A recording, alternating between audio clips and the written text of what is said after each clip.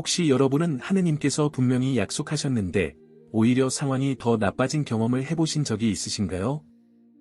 기도했는데 문제가 해결되기는커녕 더 꼬이고 믿음으로 나아갔는데 오히려 더 큰 시련이 찾아오는 그런 순간 말입니다. 오늘 우리가 만날 모세와 이스라엘 백성이 바로 그런 상황에 놓여 있습니다. 하느님의 부르심에 순종했는데 그 결과는 예상과 정반대였습니다. 이 이야기 속에서 우리는 신앙의 여정이 항상 직선으로 나아가지 않는다는 중요한 진리를 발견하게 될 것입니다. 탈출기 5장 1절부터 함께 읽어보겠습니다. 그 뒤에 모세와 아론이 파라오에게 가서 말하였다. 주 이스라엘의 하느님께서 이렇게 말씀하십니다. 내 백성을 보내어 광야에서 나를 위한 축제를 지내게 하여라. 그러자 파라오가 대답하였다. 주가 누구이기에 내가 그의 말을 듣고 이스라엘을 보내주어야 한다는 말이냐? 나는 주가 누구인지 모른다. 또 나는 이스라엘을 보내주지도 않겠다. 그들이 다시 말하였다. 히브리인들의 하느님께서 저희와 만나셨습니다. 저희가 사흘 길을 광야로 가서 주 저희 하느님께 제사를 드릴 수 있도록 허락해 주십시오. 그러지 않으면 그분께서 저희에게 역병이나 칼을 내리실 것입니다. 이 장면을 상상해 보십시오. 모세와 아론은 떨리는 마음으로 파라오 앞에 섰을 것입니다. 그들은 하느님께서 주신 메시지를 그대로 전했습니다. 그런데 파라오의 반응은 어떠했습니까? 주가 누구냐는 거만한 질문과 함께 단호한 거절이었습니다. 여기서 우리는 세상 권력이 하느님의 권위를 어떻게 대하는지 볼 수 있습니다. 파라오는 자신이 신으로 여겨지던 이집트의 통치자였습니다. 그에게 이스라엘의 하느님은 들어본 적도 없는 존재였고 따라서 인정할 필요가 없는 대상이었습니다. 그런데 5절부터 상황은 더욱 악화됩니다. 이집트 임금이 또 말하였다. 보아라, 지금 이 땅의 백성이 많은데 너희는 그들의 노역을 그만두게 하려 한다. 그날 파라오는 백성을 부리는 감독관들과 일꾼 우두머리들에게 명령하였다. 너희는 지금까지 벽돌을 만드는 데에 백성에게 짚을 대어 주었지만 이제부터는 짚을 대어 주지 마라. 그들 스스로 가서 짚을 구해오게 하여라. 그러나 그들이 지금까지 만들던 벽돌의 수요는 그대로 할당하고 줄여주지 마라. 그들은 게으름뱅이들이다. 그래서 우리에게 가서 우리 하느님께 제사를 드리러 가게 해달라고 아우성이다. 이 사람들에게 일을 더 무겁게 지워 그 일을 하느라 거짓말 따위는 신경도 쓰지 못하게 하여라. 파라오의 논리를 들어보십시오. 이스라엘 백성이 하느님께 제사 드리러 가겠다고 하는 것은 게으르기 때문이라는 것입니다. 신앙의 요구를 나태함의 표현으로 해석하는 것입니다. 이것은 오늘날에도 여전히 반복되는 패턴입니다. 세상은 종종 우리의 신앙적 우선순위를 이해하지 못하고 때로는 비생산적이거나 현실 도피적이라고 비난합니다. 주의를 거룩하게 지키려는 노력을, 기도하는 시간을, 봉사하는 헌신을 세상은 이해하지 못할 수 있습니다. 더 중요한 것은 파라오의 대응 방식입니다. 그는 단순히 거절하는 데 그치지 않고 보복했습니다. 이스라엘 백성의 노동 조건을 더욱 가혹하게 만든 것입니다. 벽돌을 만들 때 필요한 짚을 주지 않으면서도 생산량은 그대로 유지하라는 명령입니다. 이것은 물리적으로 불가능한 요구였습니다. 벽돌에 짚이 섞여야 건조 과정에서 갈라지지 않습니다. 짚을 구하러 다니는 시간까지 빼앗기면서 같은 양의 벽돌을 만들라는 것은 명백한 억압의 강화였습니다. 14절부터 21절까지 계속 읽어보겠습니다. 파라오의 감독관들이 세운 이스라엘 자손들의 일꾼 우두머리들이 매를 맞으며 추궁을 받았다. 너희는 어제도 오늘도 어찌하여 전에 하던 대로 할당된 벽돌을 다 만들지 못하였느냐? 그러자 이스라엘 자손들의 일꾼 우두머리들이 파라오에게 가서 호소하였다. 어찌하여 임금님의 종들에게 이런 짓을 하십니까? 임금님의 종들에게는 짚도 주지 않으면서 벽돌은 만들라고 합니다. 보십시오. 임금님의 종들이 매를 맞고 있습니다. 잘못은 임금님의 백성에게 있습니다. 그가 대답하였다. 너희는 게으름뱅이들이다. 게으름뱅이들. 그래서 우리는 주님께 제사를 드리러 가야 한다고 말하는 것이다. 이제 가서 일하여라. 짚은 너희에게 주지 않겠지만 벽돌은 할당된 수요대로 바쳐야 한다. 이스라엘 자손들의 일꾼 우두머리들은 벽돌을 할당된 수요대로 줄이지 않아야 한다는 말을 듣고 자기들이 공경에 빠진 것을 알았다. 그들이 파라오에게서 물러나올 때에 모세와 아론이 그들을 맞으려고 서 있었다. 그들이 모세와 아론에게 말하였다. 주님께서 당신들을 살피시고 당신들을 심판하시기를 빕니다. 당신들이 파라오와 그의 신하들 앞에서 우리 냄새를 고약하게 만들어 우리를 죽이라고 그들 손에 칼을 쥐어준 셈입니다. 여기서 우리는 매우 고통스러운 장면을 목격합니다. 이스라엘 백성의 지도자들이 모세와 아론을 원망하는 것입니다. 그들의 말은 날카롭습니다. 주님께서 당신들을 심판하시기를 바란다는 저주에 가까운 말입니다. 모세와 아론이 파라오 앞에서 이스라엘 백성을 악취나는 존재로 만들었다는 것입니다. 해방을 약속하며 왔던 사람들이 오히려 상황을 더 악화시켰다는 원망입니다. 이 대목에서 우리는 잠시 멈춰 서야 합니다. 여러분, 혹시 이런 경험이 있으신가요? 하느님의 뜻을 따라 움직였는데 오히려 비난받는 경험, 선한 의도로 시작했는데 모든 것이 잘못되어 가는 것처럼 보이는 상황 말입니다. 모세의 마음이 어떠했을까요? 그는 하느님의 분명한 부르심을 받았습니다. 떨기나무 불꽃 가운데서 하느님을 만났고 표징들을 받았으며 형 아론과 함께 돌아왔습니다. 그런데 그가 순종한 결과는 동족의 저주였습니다. 22절부터 끝까지 읽어보겠습니다. 모세가 주님께 돌아가 아뢰었다. 주님, 어찌하여 이 백성을 괴롭게 하십니까? 어찌하여 저를 보내셨습니까? 제가 파라오에게 가서 당신 이름으로 말한 뒤부터 그가 이 백성을 괴롭게 하는데 당신께서는 당신 백성을 구원하지도 않으셨습니다. 모세의 기도를 들어보십시오. 이것은 정중한 질문이 아닙니다. 이것은 절규입니다. 항의입니다. 하느님, 왜 이런 일이 일어나는 겁니까? 제가 순종했는데 왜 모든 것이 더 나빠졌습니까? 당신은 구원을 약속하셨는데 왜 구원하지 않으십니까? 이것은 매우 솔직하고 날 것 그대로의 기도입니다. 여기서 우리는 성경이 우리에게 보여주는 놀라운 진실 하나를 발견합니다. 신앙은 의심과 질문을 억압하지 않습니다. 오히려 하느님 앞에 솔직하게 우리의 혼란과 고통을 내어놓을 수 있습니다. 모세는 하느님께 따지듯 질문했습니다. 그리고 성경은 이것을 비난하지 않고 그대로 기록합니다.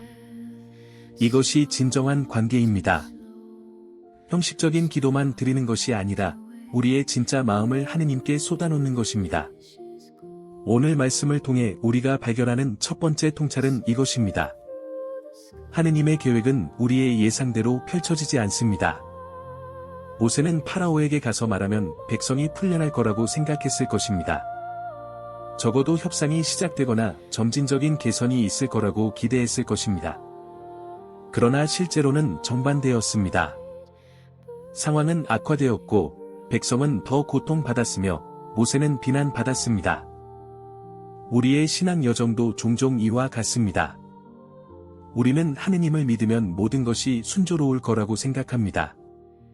기도하면 즉시 응답받고 순종하면 곧바로 축복받을 거라고 기대합니다.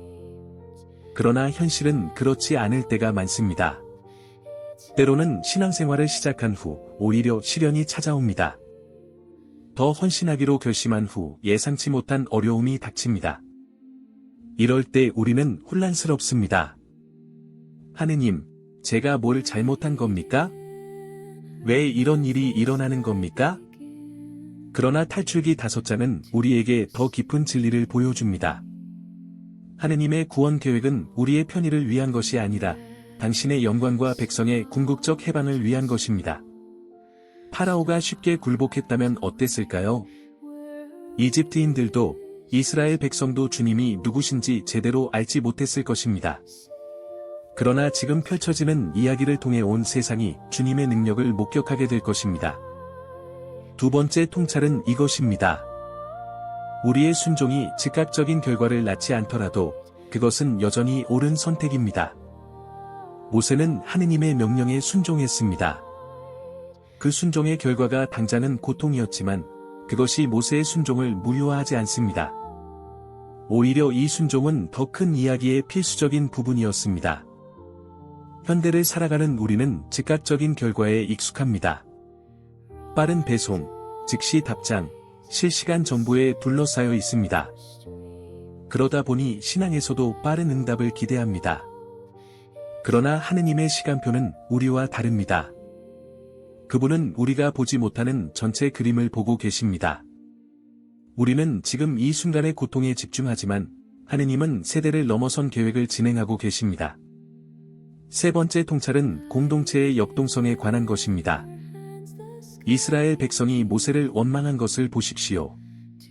그들은 모세가 자신들을 해방시키러 왔다는 것을 알았습니다. 처음에는 희망을 품었습니다. 그러나 상황이 악화되자 즉시 모세를 비난했습니다. 이것은 인간의 본성입니다. 우리는 고통 속에서 누군가를 탓하고 싶어 합니다. 교회 공동체 안에서도 이런 일이 일어납니다. 새로운 변화를 시도할 때 처음에는 어려움이 따를 수 있습니다. 그때 사람들은 변화를 주도한 이들을 비난합니다. 목회자들과 지도자들은 때로 이런 고통을 감수해야 합니다. 하느님의 뜻을 따라 움직이면서도 오해받고 비난받는 것입니다. 그러나 이것이 리더십의 현실입니다. 모세처럼 우리는 백성의 원망과 하느님의 부르심 사이에서 서 있어야 할 때가 있습니다. 네 번째로, 우리는 정직한 기도의 중요성을 배웁니다. 모세는 하느님께 불평했습니다. 그는 정중하게 포장하지 않았습니다. 왜 이런 일이 일어나는지, 왜 구원하지 않으시는지 직접적으로 물었습니다. 그리고 하느님은 이것을 받아주셨습니다. 다음 장인 6장에서 하느님은 모세에게 응답하시고 더 큰 계획을 보여주십니다. 우리도 하느님께 정직해야 합니다. 우리의 의심, 우리의 고통, 우리의 혼란을 있는 그대로 하느님께 가져가야 합니다. 하느님은 우리의 형식적인 기도보다 진실한 마음을 원하십니다. 시편 기자들이 얼마나 자주 하느님께 항의했는지 생각해 보십시오. 왜 침묵하십니까? 왜 악인이 번영합니까? 언제까지 기다려야 합니까? 이런 질문들이 성경에 기록된 이유는 이것이 정상적인 신앙의 일부이기 때문입니다. 마지막으로, 이 본문은 우리에게 영적 전쟁의 실제를 보여줍니다. 파라오는 단순히 완고한 통치자가 아닙니다. 그는 하느님의 계획을 가로막는 세력의 상징입니다. 주가 누구냐는 그의 질문은 하느님의 권위에 대한 도전입니다. 오늘날 우리가 직면하는 많은 저항도 단순히 인간적인 차원이 아닙니다. 우리는 보이지 않는 영적 전투 한가운데 서 있습니다. 사도 바오로는 에베소서 6장 12절에서 이렇게 말합니다. 우리의 전투 상대는 인간이 아니라 권세와 권력들과 이 어두운 세계의 지배자들과 하늘에 있는 악령들입니다. 우리가 하느님의 뜻을 따라 살려고 할 때 직면하는 저항은 종종 이런 영적 차원을 가지고 있습니다. 그래서 우리는 기도로 무장해야 하고 말씀으로 견고해져야 하며 공동체 아래서 서로를 지지해야 합니다. 사랑하는 여러분, 지금 여러분의 삶에서 탈출기 5장과 같은 순간을 경험하고 계신가요? 하느님께 순종했는데 상황이 더 나빠졌나요? 기도했는데 응답이 없고 오히려 시련이 깊어졌나요?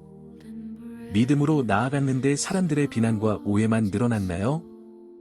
그렇다면 오늘 말씀이 여러분께 위로가 되기를 바랍니다. 여러분은 혼자가 아닙니다. 모세도 같은 경험을 했습니다. 그리고 그 후 수많은 신앙의 선조들이 같은 길을 걸었습니다. 요셉은 형들에게 배신당하고 노예로 팔렸습니다. 다윗은 사울에게 쫓겨 광야를 떠돌았습니다. 예레미야는 메시지를 전했지만 감옥에 갇혔습니다. 그리고 우리 주 예수 그리스도께서도 십자가를 지셨습니다. 하느님의 뜻을 완벽하게 순종하신 결과가 죽음이었습니다. 그러나 이야기는 거기서 끝나지 않습니다. 요셉은 이집트의 총리가 되어 가족을 구했습니다. 다윗은 위대한 왕이 되었습니다. 예레미야의 메시지는 역사를 통해 울려 퍼졌습니다. 그리고 예수님은 부활하셨습니다. 죽음 너머에 생명이 있었습니다. 십자가 너머에 영광이 있었습니다. 탈출기 5장은 어둡게 끝납니다. 모세의 절규로 끝납니다. 그러나 우리는 이야기가 계속된다는 것을 압니다. 6장에서 하느님은 응답하십니다. 그리고 이어지는 장들에서 10가지 재앙이 내립니다. 결국 파라오는 굴복하고 이스라엘은 해방됩니다. 홍해가 갈라지고 백성은 건너갑니다. 5장의 어둠은 영원하지 않았습니다. 그것은 새벽 전 가장 어두운 순간이었습니다. 여러분의 5장도 마찬가지입니다. 지금이 가장 어두울 수 있습니다. 포기하고 싶을 수 있습니다.